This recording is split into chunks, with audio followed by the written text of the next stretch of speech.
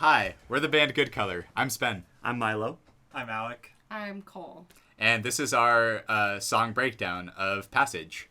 We haven't done anything like this before, but we're going to show you through the song how it was written, a couple of the details. Anyway, give us feedback if this is fun or what we could do better, etc.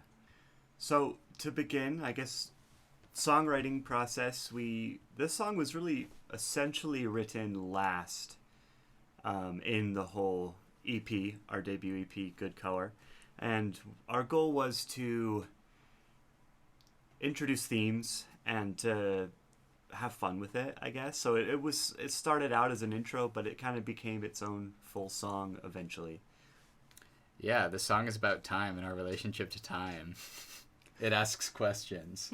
I'm literally reading the script right here. Anyway, here's the original demo of our song. Check this out.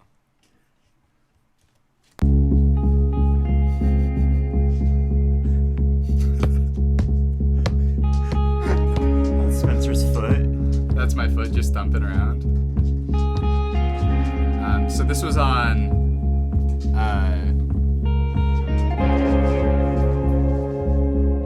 December 29th of 2021. What you're hearing is Nicole playing the bass and full bass line. Milo playing the original guitar part for the song, and then I bring in a new guitar part here.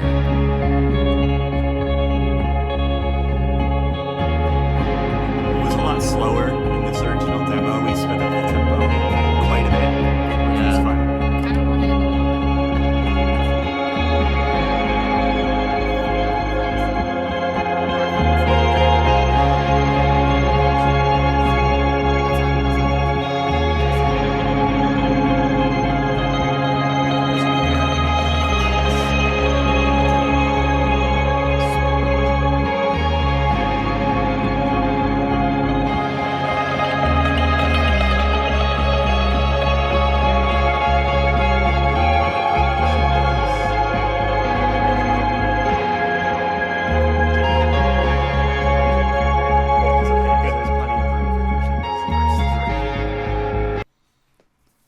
So that's kind of how the song started. We had those three parts. We had the bass line that I wrote, taught to Cole. Milo had his original guitar part, and I wrote a new one. It's interesting because that lead guitar part that I wrote eventually became Milo's part. Yeah, so there's really only one guitar part in the song now as it sits in the record. The guitar part that started off the song and started the writing process that I wrote, that was in that demo, didn't actually end up in the song, and that's okay. Sometimes that writing process evolves like that. Yep. So the song started off with Milo's guitar part, which sounded like this. That's just the right. Milo recorded his guitar in stereo, so we had the right and the left here. So always stereo guitar. Absolutely. So we took this part that I wrote, and Milo made it his own. Put some really pretty tremolo-y stuff on it. I recorded the bass line for it. Sounds like this. They play together really. They're really fun together. And since I didn't know what else to do, I just added a very simple pop beat. Eventually bring in hi-hat. So yeah, that's it. And that was pretty much the original demo of the song right there. That's how the song started. Sat like that for a minute. It was like that for months, maybe. Yeah. We were working on other things, and sometimes it's fun to take breaks like that. We took a big break, and it wasn't until... I think we started talking about themes of the album. You and I started to talk about lyrics. Mm-hmm. But we didn't really make any more significant bounds until you two went on vacation. We did. Yeah, so we went to California with my family for a family trip, and we were able to squeeze in a show for Björk. I just am really excited about it. Cole and I saw Björk in Los Angeles at the Shrine Auditorium, and she was fantastic, and it was life-changing. And while we were doing that, Alec and Spen were experimenting with different synth sounds to add kind of a almost a grounding synth drone into the song to kind of propel it forward. So, at least that's... How did you find that, Alec? How did you settle on it? We were just scrolling through the mini log, trying lots of voices. There were some that we thought were okay, like we were taking note as we went through of which one sounded okay. And then we got to number 115, which isn't a normal one. It's a sound Milo found online. And when we played it, we're like, ooh, this could fill in some space, because that we kind of felt like the basic one, it was still kind of missing some body, I guess. That was at least my idea, because we just needed something to fill in more in the song, and that voice ended up working out very well. And we should probably send an email to the guy to thank him for letting us use it. Send him the $1,000 of royalties we've made. Oh yeah, the $15 you mean? For maybe real, 5, maybe 3. I did download some, because you could download patches for Minilog and other synthesizers, and I did get this patch from someone, but I don't know who, so we'll figure that out later. Thank you to whoever it comes from. It's a beautiful full sound. Anyway, it is. So yeah, you're probably dying to know what the sound is. So Alec and I were messing around, and this is pretty much the sound he made right off the bat.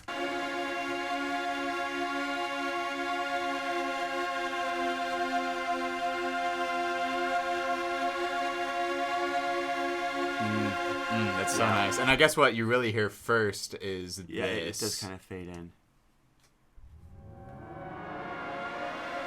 And that right there, like, to me, it was really giving, like, THX vibes. It really threw back to, like, movies I watched as a kid. It really sounds like something is, like, hurling toward your face. Like, something's coming. You don't know if it's a good or a bad thing, but it turns out to be a good thing. Mm-hmm. It does. I don't know, as Alec was playing it. Yeah, it gave us THX vibes from back in the day, and then also it reminded me a bit of Thoughts by Charlie XCX. Obviously, it's done better with her, but it was nice. Imitation is the best form of flattery. So right, Charlie, if you see this, we love you. We do. We really do. And so this song so far, when we first made it, Milo, Cole, and I, it was kind of making us feel the way that "Kiss Me" by Sixpence None the Richer does. Yep, that original guitar part. It was honestly, Miles was playing it, and I sat there, and I was on my phone for like, I think it only took me 10 minutes to figure out which song it was. Were you there at that point, or had you already gone on, like, to Montana for years? I can't remember. I was in Montana during the demo phase of this whole thing, so that's why you didn't hear me. I was just sending good vibes, but yeah, no, very helpful. And then when we left on vacation, it helped y'all create something. Yeah, it definitely did. And we eventually came to realize that the chord progression is very much similar in style to Drive by the Cars. Yes. So we kind of had all these songs kind of come to our realization as we were making the song, and it became a really beautiful just mix of all of these, feelings until, what we had was this.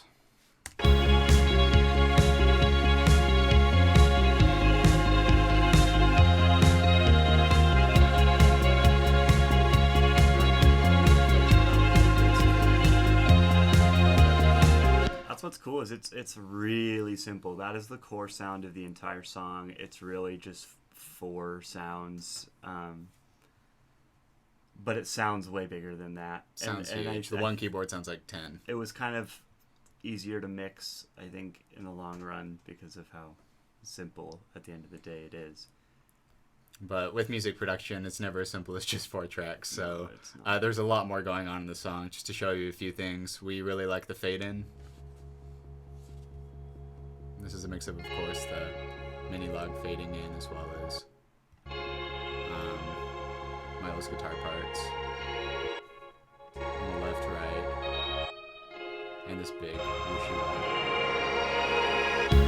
Right there, we wanted it to just feel like a camera lens focusing in. Yeah, like the camera's slowly focusing, and then all of a sudden, bam, it just snaps into focus. Yeah. Once it hits the... It's a really fun way to start a record and a song in general, but wherever your headspace is, you turn it on, and it's kind of ethereal, it's kind of warm, but then again, it just focuses in. So yeah, after we got the whole intro together, next came the vocals. We took our time writing, lyrics for the song. The song starts off saying, "Is this the future or is this the past?" Before we started, so where we've ended up at last. Just making sense of time. What does it even mean? But really, though, we're asking these questions. I think that we can relate to. It's like, or you wonder if you're waiting for something, or if something that you have been waiting for has already passed, and what are these opportunities, and are they coming or going? And I don't know. Those are so many questions that we're thinking about in the record and our relationship to time in that way. And so it was fun to write these lyrics and kind of come together asking the questions we thought are the most relevant. I also think, too, it's kind of a song talking about lacking presence. And in asking those questions and in wondering that you've actually taken yourself out of the present moment. Mm-hmm.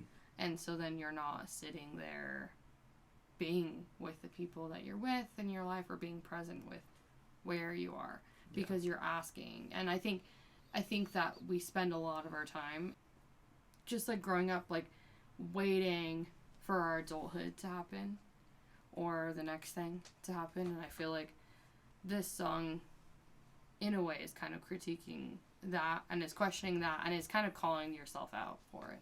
It plays into the larger themes of the EP of just kind of trying to be more present. Yeah. I think. Totally. Like you're kind of, I don't know. There's something about like a pop-ish song in this way when we don't lean in as much into the pop in the other songs, I feel like. This is the most that we lean into like the dream pop. That there's something about like the fact that it'd be a pretty slow club song, but like it could be a dance song. I could. And when you're this. like clubbing, you're kind of like checking out, like I don't know. Yeah. Well, it's like, are these questions even useful? I don't know. Sometimes I don't think so. Well, that's the thing. Is it's like if you're too concerned about where you're at in this particular moment, maybe you're not even in that particular moment in your own head. Yeah, because like by the end of the song, like it's just all about this feeling of being a passerby. Being a passerby, is that what I am? Is that all I am? Is what I've wanted? Am I missing it? Is life just passing? And then I just kind of scream into the void that it's a quarter of my life. We're all 25 years old. And we this is all expect to live to 100. And 100 is kind of just a metaphorical, like, round number. And I think my OCD tendencies really want me to live to 100 just for the satisfaction of numerical. It's kind of freaky, though, because I honestly don't think I'm going to live to 100. To be like, actually, I'm further than a quarter of my life. Okay, but between all of us, we'll live to a collective 400. Someone's got to really live long. Someone's really got to outdo themselves here. But really, though, it's gonna be useful. Yeah, you wonder what you've made of, what your life up until this point has come to, and if it's gonna be anything important. For sure. Yeah. Or worthwhile. Anyway, here's my voice. Oh. Anyway, here's Wonderwall. Is this the future or is this the past? If where we started's where we've ended up. We definitely doubled my voice or tripled it or quadrupled it. Yeah, I think it's tripled. Now I'm standing there's at least 3 of them. I'm not standing by. 2 different takes. And now I'm asking why. How could have I stood by? So little echoes are fun. Gotta love that delay. Yeah. That's nice. I do a little yelp, yeah, and we'll check that out really quick, because that's maybe the most, like this happened. Here, let me zoom in so you can really feel that in your bones. You know what that reminds me of? What does that remind you of? That reminds me of, I don't know which one, but there's some Alt J song where he does that. And it sounds very similar. And it's supposed to be sexual in the Alt J song. No matter what it is, make sure you screen record on your own device so you can use that as your text message notification. Yeah. Also, tell us which Alt J song has that at the beginning. I think it's Hit Me Like a Snare. It's Yeah, like my we least hate favorite that Alt J song. song. Sorry, Alche. Sorry. I was just We're going for a not little yelp, watching. but it ended up sounding a little more provocative than I think anybody was wanting or expecting. Yeah, you weren't. He wasn't having a sexual experience. No, He and I just rarely am exceeds when it appears when that way. recording. When recording, I'm rarely having that. Rarely. We're getting a little personal today. That the bands are about vulnerability. Sure Um, are. Once we get into the ramp up, though, that's when things are really interesting because I do my little Well, voicing. the refrains are fun with the drums. We could talk about that too. But, there's cool stuff going on here. So, Alec was a drum programming master, and in the record we'd programmed some, we recorded some. This is a song that was all programmed drums. yeah, because you'll remember I made this, but it was kind of boring, right? It does very the simple. job. It does the job. It's a simple beat. Anybody can make that. But then Alec is the only one who could make this. Okay, someone else can make that too, but Alec made it really well. No, I mean, show me who else made this. Who else has made this Lynn drum? We are a fan of those drums. They sound great. It is fun. So Alec really made these post-chorus refrains ramp ups happen because, you mix the mini log with that and it's just beautiful. It's just Alec. It's the sound of the soul. And Milo's, hopping around.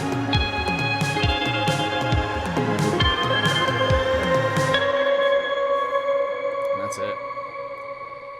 And here's where we wanted to get a little weird. Milo started pulling up like clock samples, and this is what. I just wanted to Came into make sure that existence. we could be as on the nose as possible with these themes. Yeah. Yeah, some A little ticks and a little bit cheeky. some ticks and some chimes. So yeah, the Bent into this cool thing, the right? classic ba ba ba ba ba ba ba ba. But I reversed it. But reversed. I yeah. reversed it. And maybe slow down a little bit. It's a little trippy. It's our little tribute to Vecna. It is. Oh, that's right. If this song isn't on your Spotify algorithmed Vecna, Save You from Vecna playlist, just add it yourself, because this will literally save you from... Will it save you or will it Yeah, invite it? 'cause I'm the- confused. It will open up the window Well- for you to get out. It'll open up the But cloud to bust through. Yeah, like Even you're meeting though- Vecna. Like Vecna's Alex thought there. that was funny. Oh, and it because okay. Oh, you're- so you're- it'll confuse Vecna, because... He's like, that's Plot not my twist. clock. Oh, that's funny. Oh, and then what's this? Vocal extra. Is this dispassion? Oh, it's just me singing Is This Dispassion. So we get out of there, and the whole song comes right back in.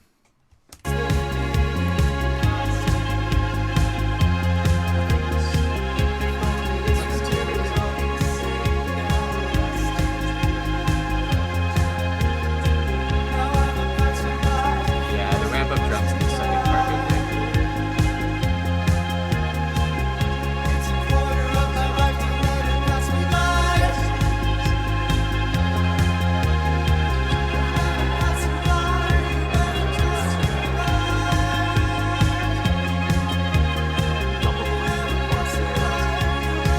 I was really proud of this note.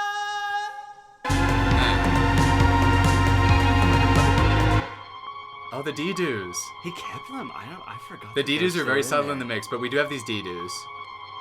They add They this add a feeling very- of epic dissonance. It's pretty subtle in the whole mix, but it really adds it makes it feel so much bigger.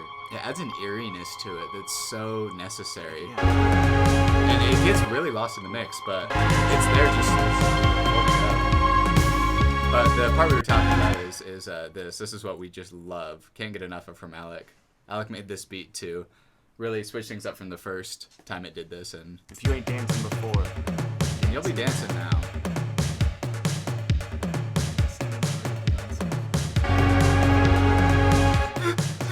but she responded to the email, which I thought was Yeah. She was really nice. She was like, "It's good, but it's not thick enough with the QUE." So we kept it for ourselves.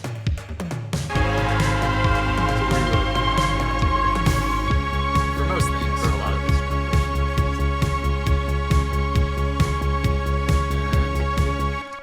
That's a wrap. concise. It's a pretty short song, 2:30 something. Yeah, And that was the goal because a lot of pop songs are short because they want it to be played on the radio. And so it's not very common to have songs that are longer than like 3 to 4 minutes that are a pop song. Yep. So we wanted it to kind of follow that format. It's fun, short, sweet. Good way to introduce the record. We like this song. We're proud of it. So take that for what it is. but yeah, thanks for coming to our song breakdown of Passage. We love you, and we'll see you next month for Goldilocks month. Awesome. And go. Hello, we're the band Good Color. I'm Spen. I'm Milo. I'm Alex. I'm sorry, I just expected to go. I didn't know you. which way. I'm Cole. Yes. How about this? Hi, we're the band Good Color. Oh.